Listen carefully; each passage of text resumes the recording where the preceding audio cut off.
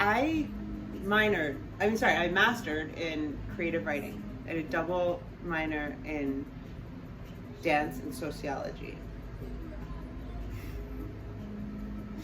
My experience in university is a totally different video.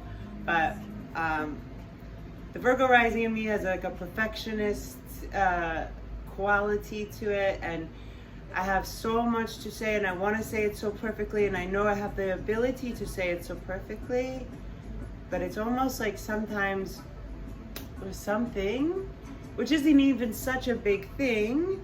This is a huge thing, but it's not like my report for how to like educate people on exploring for themselves the absence of thought in sustained periods of time, i.e. meditation. So, but it's still important. It has my name on it and stuff, and I wrote it, I sent the original, and then I sent edits, but the edits had typos, and the second round of edits, I wasn't even done until 1 in the morning or 2 in the morning. And I remember having this dumbass thought, like, I don't know if I want him to see I sent an email at 2 in the morning. What the fuck? Like, that's the kind of stuff that holds people down, me, or my experience. So we're gonna read it together, as painful as it is. No, I'm just kidding. I haven't read the whole thing, but my friend that I sent it to, who's a big movie producer, I was like, it's typo, and that is, here's my point. I think typos can have purpose sometimes. And my friend, who's responsible, I'm not gonna say his name, he's super famous and super rich for making really good movies that don't involve pedophiles at all, or any creepy people in Hollywood. He's like, actually it reads really well, despite the typos. So that's what I have going in. Let's see for ourselves. So, meet Ashley Cummings, yoga, meditation, and body worker. So this is a picture from Santa Clara Yoga Expo. Let's call it 19. Let's call it, it was like, my dad was 6. It was like between 2015 and 2017. Okay, we had the good, so I was able to select out of like 10 or 15 different questions, which question I would answer, and I picked the one regarding risk. All the questions were amazing. I tried to actually answer another question in this question, which is, what's your favorite quote and why? Okay, we had the good fortune of connecting with Ashley Cummings, and we've shared our conversation below. Hi Ashley, how do you think about risk? So what I'm gonna read you is what's published, but I'm also going to read it through as I meant it. I swear, if you're not making yourself laugh in this life, I don't know what's happening. Okay. Hi, Ashley. Hi. Hi, Ashley. How do you think about risk? My answer. Taking risks with faith and detachment of the outcome as much as possible, founded in the universal truth that everything is a blessing, is part of life.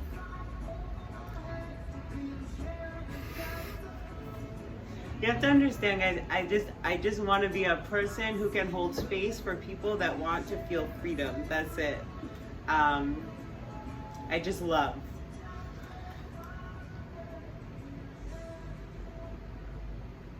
Every time we walk, we almost fall, as it's just practice falling. When applied to business, just opening is a huge risk, hopefully a very exciting one. But the odds are only 5% in your favor. This is supposed to be somewhere else in the article, but it's okay. Everything's a blessing. I look a little Googlish there. I know Joey's gonna like that one. Joey, I just got back from saying, oh, chill. Olaf. Okay. Most small business owners are aware that 95% of small businesses close within the first 3 years. Second paragraph. That will make sense in a second. The gut feeling would be my very quick and simple answer. Does my stomach say yes? As we navigate inevitable risks or engage in risk management efforts, the business has within it structure short and long-term goals. Our risk in business may be called taking chances, i.e., synonymous, another way to put it. I just feel like sometimes even attaching a word that's fueled like risk makes something that's maybe just a good idea, like something that people would hesitate from.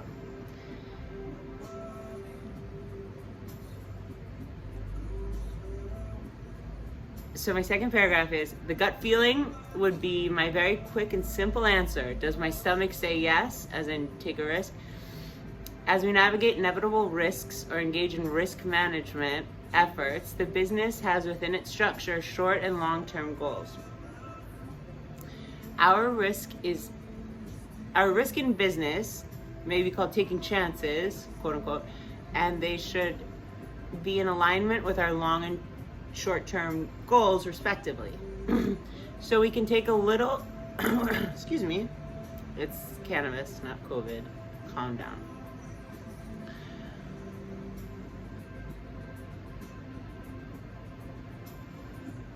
So we can take little short-term risks or chances, more like risks, and usually not have much to lose and everything to gain from the lessons.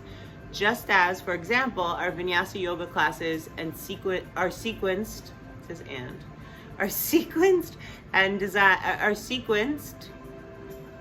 sequences are designed to mimic scary things to face in life, challenges, uncomfortable circumstances, thinking clearly through everything we practice, taking risks in a safe environment. Then we're able to remember in our conscious and unconscious minds to calmly assess the risks or anything in life, to consider the reward, and most importantly, listen to our bodies. They never lie. That's one long sentence. So I'm going to reword that. Talking about, so what I was trying to say here, which is definitely a paragraph that I meant to rewrite. It's in my draft box, but I'm also taking responsibility. It's my fault. Everything's my fault. I'm just kidding.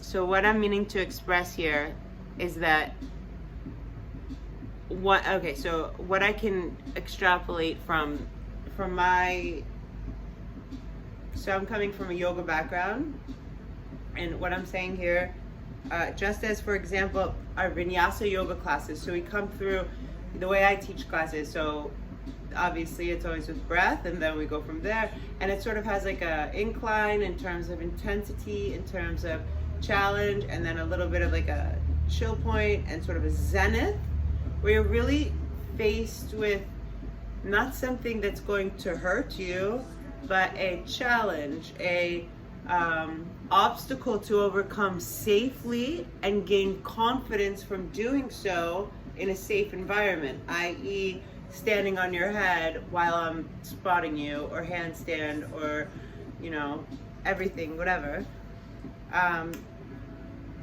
Just as, for example, our Vinyasa classes and sequences are designed to mimic scary or challenging things in life, this is to subconsciously train the brain, like, so then you're out in the world and someone hits you, or you have to like be really patient and careful, like walking the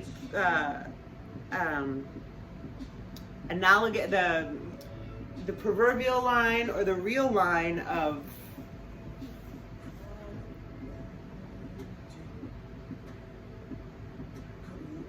the edge. Okay, so I don't want to put fear. I want to put I want to use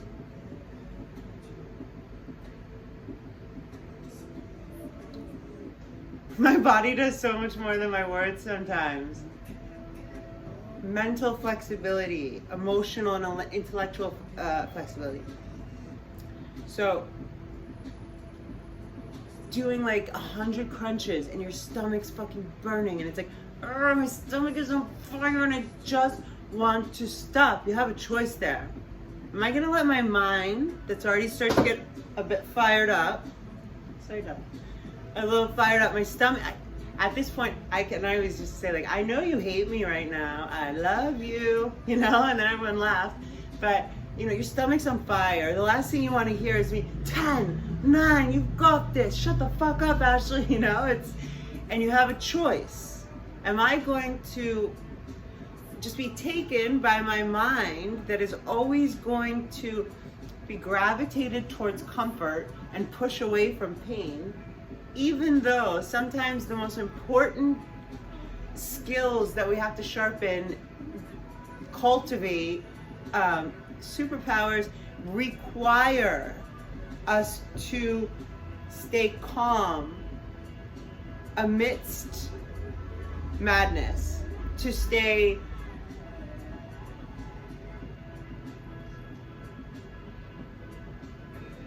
somewhat regulated amidst external irregularity, which is always, whether manifest or not, energetically pretty much the same. Whether people are protesting on the streets or in their hearts at home, the energy on this planet is the same.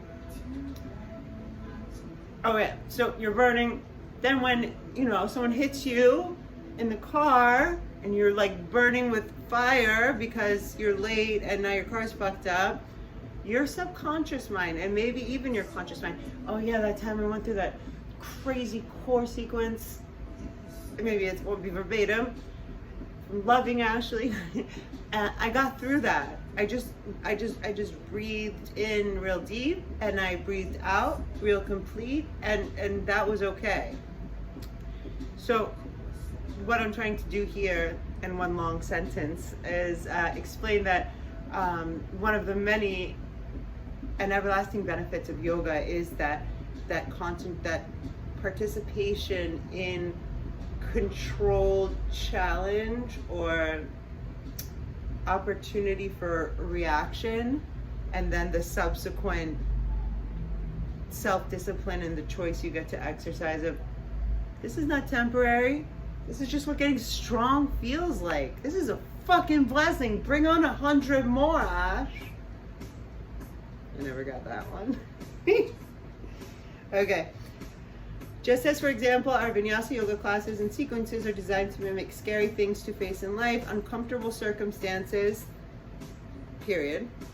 Thinking clearly through everything we practice on the mat, taking risks in a safe environment, we are then able to remember in our conscious and unconscious minds to calmly assess the risks or anything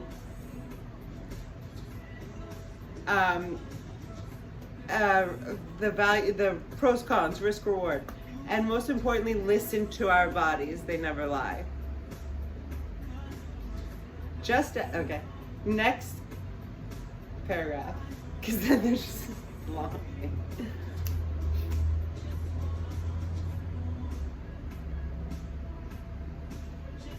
Okay.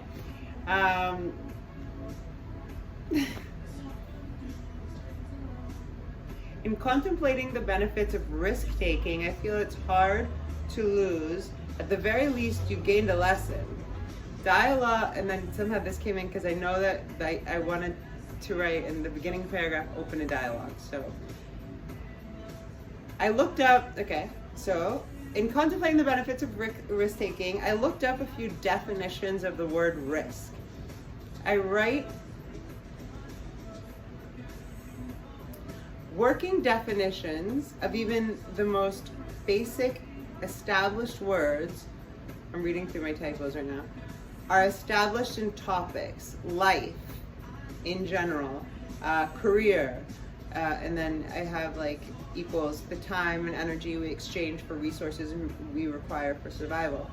As we know, sustained balance is imperative for our mind-body health and for clarity of thinking and feeling in all areas of our lives. When we are out of balance mentally, physically, or in sustained fear or instability, that is probably one of my most proud things to heal from. It is nearly impossible to make stable, sound decisions. You're coming from a place of fear and chaos. You're working with a trauma brain, basically. I can't think of a risk I have taken that hasn't benefited me in some way, even if it was just getting better at being strong and resilient. Or just getting better to people saying one thing and doing another, you know? In contemplating the benefit, when we are out of balance mentally, physically, in sustained fear or instability, it is impossible to make clear decisions. These days our personal lives and business lives are often overlapping. More people are working from home and online via Skype, Zoom calls. So let's look at some definitions of risk and how maybe the chances we take in business, or the risks, have evolved or changed on a principle level, which I don't think is much, but let's explore. So one of the definitions, possibility of loss. This is inevitable. So if we have a possibility of gain and the risk is a little loss and a ton of gain, defined as you apply it, you have to do the standards for yourself in your own business, and risking very little, there's very little possible harm or something bad. I feel like semantics are really important right now. The journey is the destination. It's never really about the end game. You meet the magic people on the way, and the energy brings about even more than the original idea or goal. More resources become available, and the concept of team is created. Positive plant seeds, and positive energy is multiplied, amplified, infinitum. I think it's supposed to be infinity. This human experience is about relationships, first established in the unconditional obsessive love for ourselves, and from this internal reference point we move with grace and present moment awareness. And this is when I try to weave in the quote question. Like, I love all these questions.